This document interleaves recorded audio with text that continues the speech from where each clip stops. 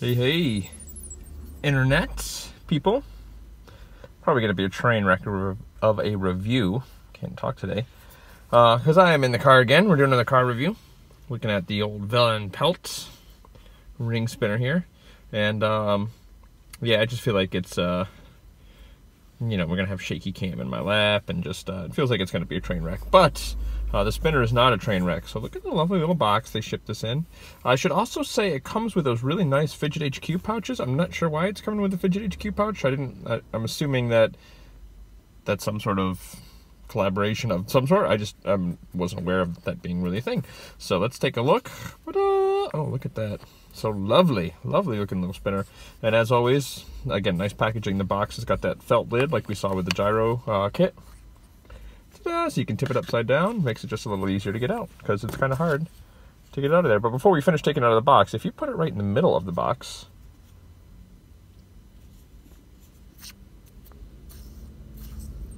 it's not rubbing on the sides. Spins in there a little bit. It's kind of neat if you're into that sort of thing. So, get the box out of the way. Maybe we'll put a little VanPelt logo right here. So last time I was worried about the shakiness of the cam and the car cam. Excuse me. And the image stabilization seemed to kick in and not really be a bit of an issue. So hopefully that'll be fine today. But let's take a look at this gorgeous little guy. So really nice looking little spinner.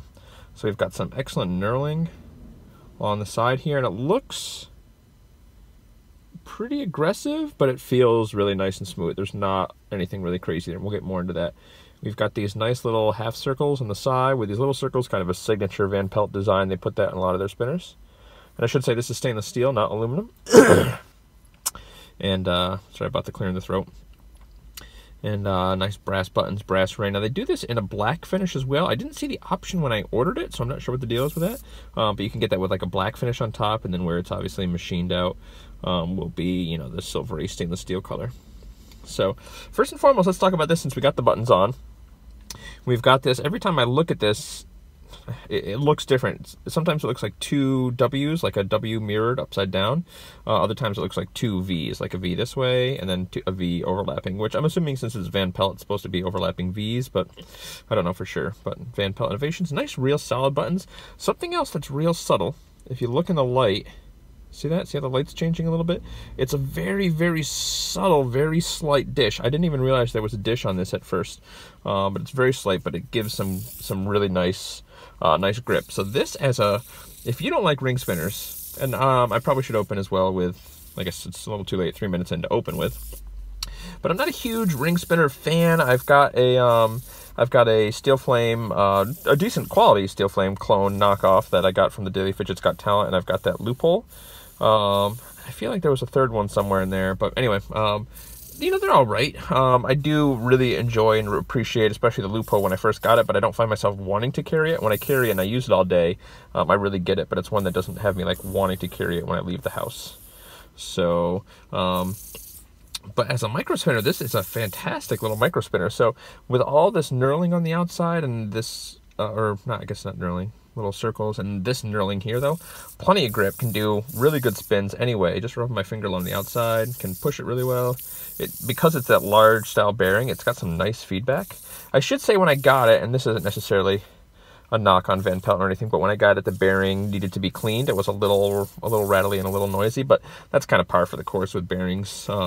Having to clean a bearing when I get it doesn't really concern me, unless I'm getting like a shielded lubed bearing, then that might be a concern. But with something like this, not an issue. So, but yeah, spins really well. You can do table spins.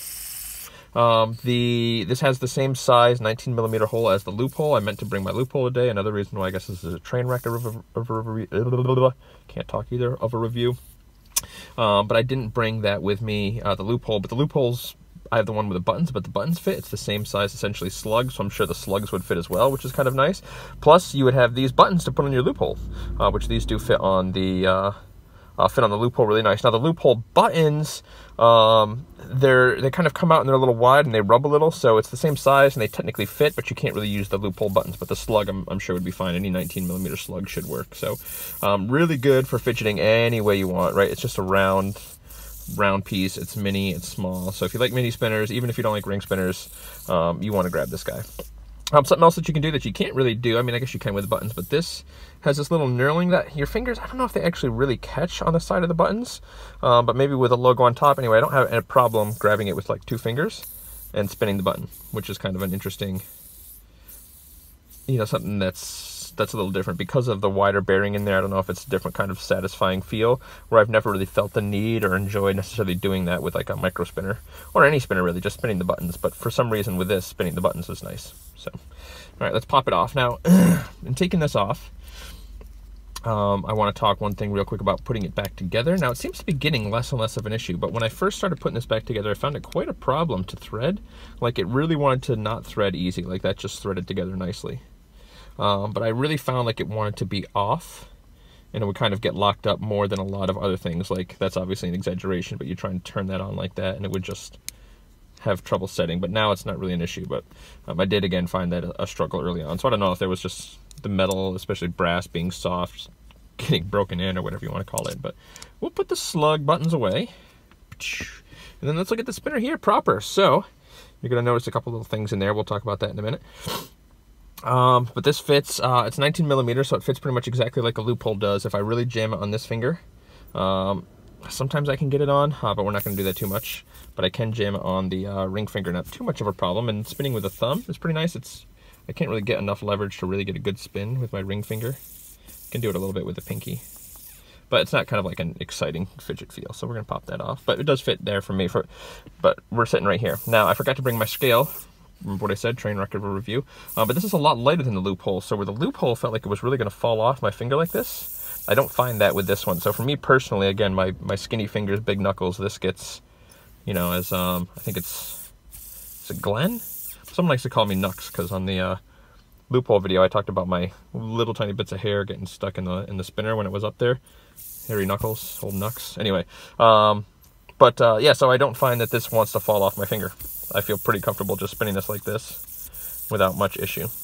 If I really do that hard for a few minutes, it feels like it might start to come off, but then it's back on. So spinning this, because it's little and it's tiny, you might think that this would be kind of like a hot spot after time, but this is actually, there's some sort of magic going on with this pattern, because when I give it a real hard spin and I slow it down with my finger, this feel, until that last little moment, let's listen. There's like a little bit of a stopping sound at the end. You're getting that kind of wind down, but I don't know if you can hear it, but I can definitely feel it. But maybe that last quarter turn, not even, you can start to feel that. Otherwise, it feels completely smooth. It's really weird. It's really weird how smooth this feels, letting it rub on your finger like that. If you get that, do that. I had a buddy take a look at this. Thanks, Trevor. And he can confirm that, like, it feels smooth. Very, very interesting. You can get good grip on the side, so whether you're grabbing it kind of on the side, or you're getting it not on the side, I guess on the top and the bottom, you have no problem getting good spins.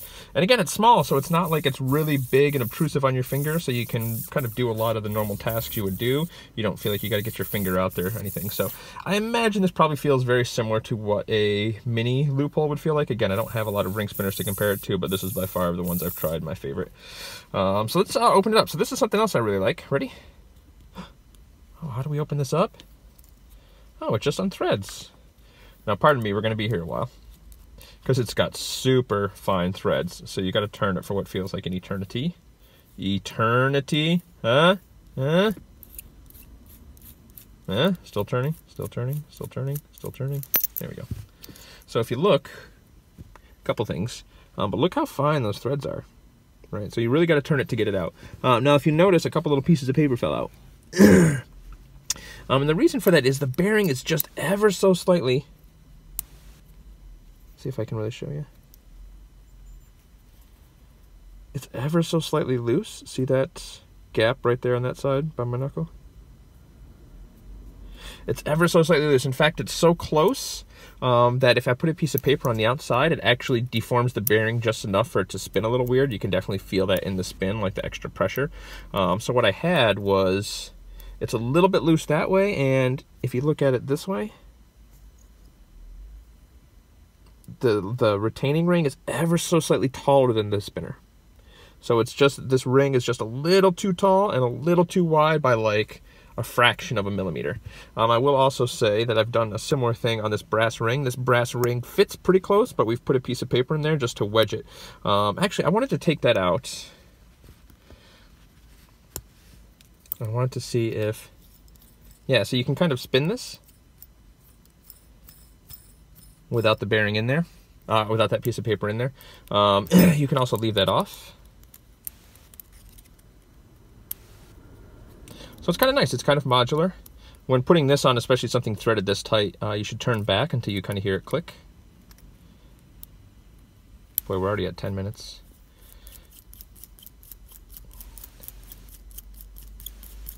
Again, eternity. So the looseness is definitely the only drawback I really have to give it. Like, you can hear that a little bit more, and if I put the paper in there, you won't really hear that. It doesn't really affect the spin feel of it, though, much. You get a little bit more noise, but it doesn't really feel like it's loose. It's when you kind of move and shake and hear that, for me, and maybe that's just a little bit OCD, but doesn't impact the spin feel at all. So don't feel like you have to put those pieces of paper in, but for me, I felt it helped snug things up. And if you notice, again, those pieces of paper I put on the top and the bottom to kind of put vertical pressure on the bearing, so that even though it doesn't fit center, I mean, it fits, again, really, really close. We're talking about fractions here. That it helps keep it all in place, because when you tighten it all the way, there's still a little bit of... Now the inside bearing's going to move a little, but listen, you hear that? Let's take this back off. So again, this is a fun way to play with it. Just taking that outside brass ring off makes it even a little narrower and still get plenty of purchase. But the inside bearing race here, like, it doesn't move up and down that much. Like, it's almost solid. So that little bit of looseness was from there. So all I did was on the on this one where the bearing fits in, just try to put a couple pieces of paper. Let's see if we can get this in without tweezers, without them falling out. Oh. This isn't going to end well.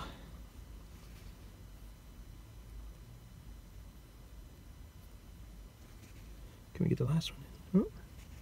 So again, just the tiniest little pieces of paper I found, and like a thin style paper. You know, like some paper has different weight. Ah! This is what you guys wanted to see, right? See me fidget with paper? Well, we'll just put them on opposite sides for now. 2 seems to be the magic number here. All right, and then we'll put this back on. Now, one thing I haven't really tried, and I wanted to kind of do this on video here.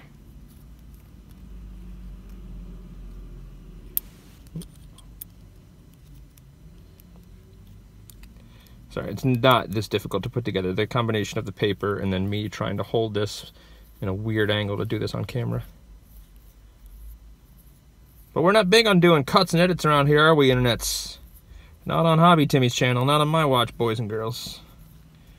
So again, I find the paper helps get everything to feel a little snug. But again, the impact isn't really, the spinner isn't really impacted by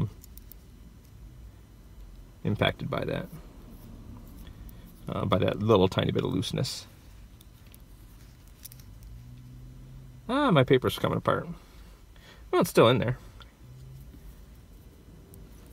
Yeah, you can still feel it. That was kind of a terrible job. But I wanted to see is, yeah, the outside, these two pinching together put some pressure on the brass. I was wondering if you could kind of like spin this brass ring around. If I loosen it just a little, maybe I can spin the brass, and I thought that might be a satisfying kind of a thing. So that might be something for makers out there. Let's make a double bearing ring spin. Put another bearing on the outside and give me two ways to spin.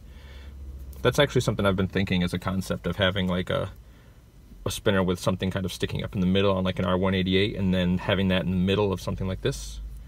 But the other thing you can do, one last thing you can do, thanks Jack Hazard for showing me this, and then we'll wrap this review up. Give the old final thoughts. We're already at 14.5 minutes. Keep it in frame, Tim.